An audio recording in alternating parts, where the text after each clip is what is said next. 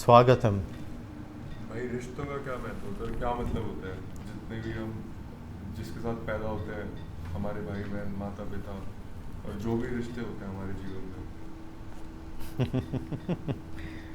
गौर से सुनना वत्स, आपने जन्म लिया, माँ के शरीर के अंश से आपका नाभि का ये कटन हुआ, आपका धरती पे आवागमन हुआ, आपका सबसे पहला संबंध माँ से, उसके पश्चात जिसकी वजह से पुरुष के अंश आपके वीर्य से आपका जन्म हुआ पिता से। इसीलिए माँ और बाप में से अगर किसी की जान बचानी हो तो आप समझ गए हो। समर्पण, लीलाएं, उसके पश्चात भाई बहन से, उसके पश्चात अपना परिवार, उसके पश्चात दादा दादी, ताऊ चाचा ताती, आपका समाज। तुम तो भाई भाई के शत्रु बने बैठे हो। तुम कौन से रिश्ते निभा रहे हो? कलयुगी मनुष्य हो तुम। किन रिश्तों की? स्वार्थ के रिश्ते, छल कपट के, एक दूसरे से ईर्ष्या करने के, इन रिश्तों के लिए तुम जीवन जी रहे हो। मूर्ख हो तुम। निर्गुणी बनो, उस एक ईश्वर को जानो, रिश्तों की वास्तविकता जानो, अपने यजुर्वेद के अनुसार सिर्फ कर्म कांड करो। उसके पश्चात तुम्हें पता है समय के अनुसार मनुष्य अपनी आवृत्ति बदल लेगा। जब कोई मरता है तब पता चलता है कि कितना प्रेम था। मरने के पश्चात वो ज़्यादा रोएगा जिसका नुकसान हुआ है। नुकसान किसका? जिसका जितना बड़ा लाभ। यही तो कृष्ण कहता मर गया। तुम्हारे स्वार्थों से तुम्हारे संबंध जुड़े हैं। इन सभी संबंधों से जो बाहर हो जाएगा वो निर्गुणी कहलाएगा।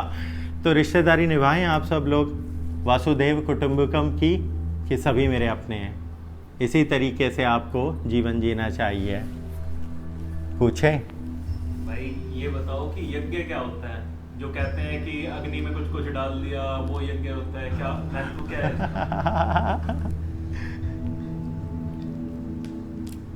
बिना ऋग्वेद समझे यज्ञ करोगे तो मूर्ख कहलाओगे। किसका यज्ञ कर रहे हो? यज्ञ किसका होता है? अरे मूर्खों, प्रकृति को पूजा जाता है, सूर्य को पूजा जाता है, उसे हम सूर्य देव के रूप में पूजते हैं। नक्षत्रों को पूजा जा रहा है, प्रकृति में हवा को पूजा जा रहा है, वनस्पतियों को पूजा जा रहा है, वन देवियों को पूजा जा रहा है। इन्हीं रूपांतरणों से तो यज्ञ किया जाएगा। आप किन्हें पूज रहे हो? उनके हर एक यज्ञ के अंदर इंद्र के स्वरूप में उस ऊर्जा का नाम लिया जाएगा।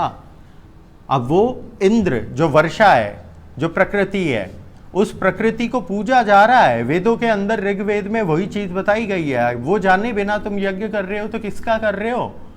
वो तो तुम फिर वही झूठा मूठा कोई एक मंत्र का उच्चारण और घी जला रहे हो। वो वाला यज्ञ सफल नहीं होगा। यज्ञ वो सफल होगा जिसने ये जान लिया है कि ये प्रकृति क्या है, परमात्मा क्या है, आत्मा क्या है। वो उस परमात्मा तक ऑफरिंग्स, अपना समर्पण, अपनी तपस्या और उन्हें साक्षी रख के अपने आप को धर्म स्थापना, धर्म शास्त्र जो इन्हीं वेदों से निकला हुआ, वेद का अंश उपवेद भी कहा जाता है। अरे धर्म क्या है, सही गलत क्या है, उसके अनुसार जीवन जियोगे, यज्ञ करोगे तभी तो पुण्य है। तभी तो तुम अपने पुण्यों को देव को अर्चित करते हो और वरदान मांगते हो और वो योग्यता अनुसार तुम्हारा कल्याण करता है। अब इसके अलग अलग मतलब है, मतलब मत पूछना।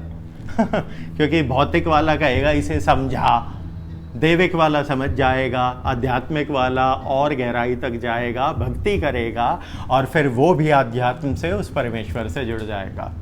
भाई पूछे? नाम जप करने से क्या होता है? वाइब्रेशंस, किसी का भी 1000 नाम है, हमारे नारायण के 1000 नाम है, देवी आदि शक्ति के, शंकर के अनेकों नाम है। किसी भी नाम की वाइब्रेशन,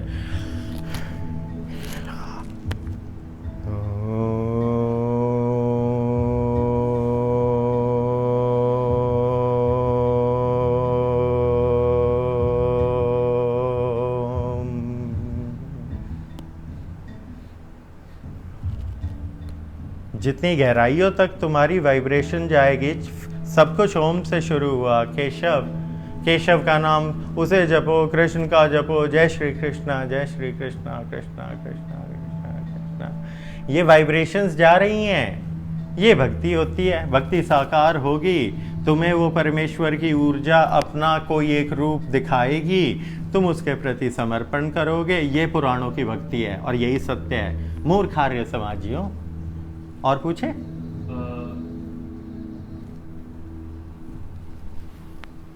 पूछे?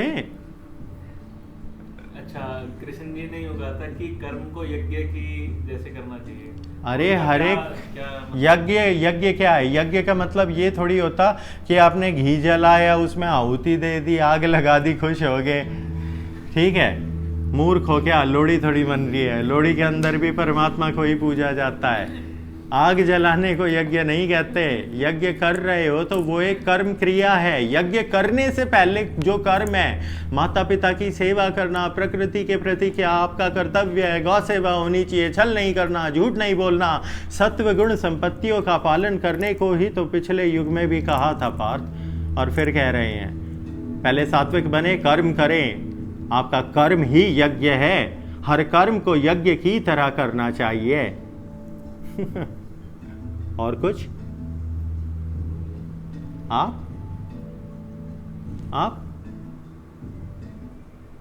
अच्छा, ये कहा जाता है कि शरीर एक मंदिर है। अरे धर्म में ये माना जाता है, इसको समझाएं आप। हाँ, ये शरीर पंच महाभूतों से बना हुआ है, जिसके अंदर आपका क्लोज टू 70% पानी है। उस पानी के साथ 21% पृथ्वी का तत्व है। पृथ्वी का मतलब ये जो आपके कार्बन्स है, हाइड्रोकार्बन्स है, प्रोटीन्स है, प्रोटीन, कार्बोहाइड्रेट, फैट्स हैं, शरीर से जो मिल रहे हैं, ज़मीन से जो मिल रहे हैं, धरती से ही तो आप सब निकले हो। इस पंच महाभूतों के शरीर के अंदर जो वो परमेश्वर का अंश वास करता है, उसे आत्मा कहते हैं। उस आत्मा को, उस परमात्मा को जानने के लिए इन कुंडलिनी चक्रों को जागरूक करना होता है। जब कुंडलिनी चक्र जागरूक हो जाएंगे तो आप जान जाओगे। अच्छा, ये बताएं कि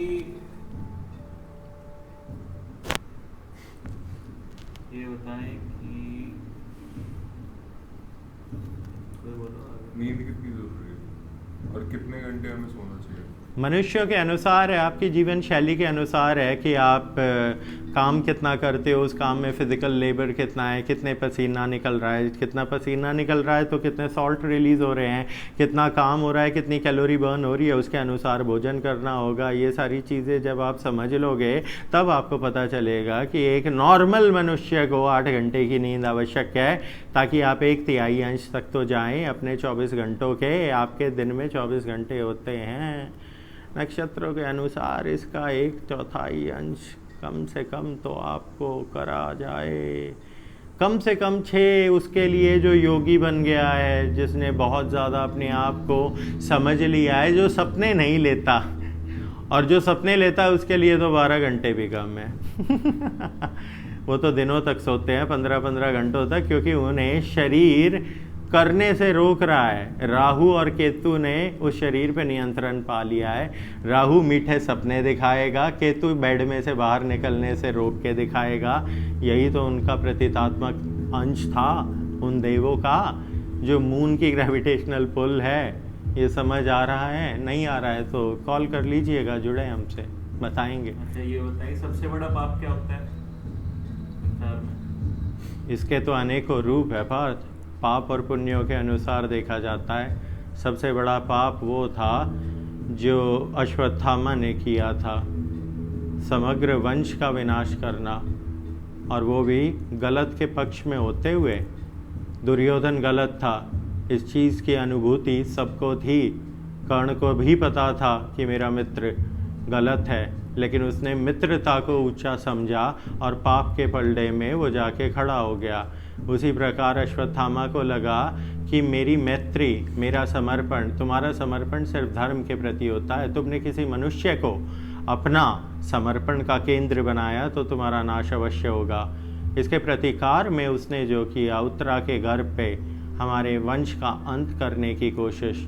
राजा परीक्षित उत्तरा के गर्भ से जन्मे हैं, अभिमन्यु का अंश है उनमें। हम क्षत्रियों के वंश से आते हैं, ब्रह्म बन जाते हैं, वैश्य भी बन जाते हैं जब गौ सेवा करते हैं। और कभी कभी जब बार बार पुनर्जन्म होता है और हम भक्ति धर्म का त्याग करते हैं तो हम ही शूद्र कहलाते हैं। हम ही शूद्रों के स्वरूपों में से बाकी धर्मों की उत्पत्ति। धर्म होता एक सनातन है, लोग कहें अनेक, कैसे अनेक, उन्हें मज़हब कहते हैं। किसी मानव के पश्चात आए हुए उसे धर्म नहीं मज़हब कहा जाता है। धर्म तो सृष्टि की शुरुआत से है, और वो शुरुआत कुछ है ही नहीं, हमें पता ही नहीं है, वो अंधकार में है। ये सनातन है। धन्यवाद, प्रणाम।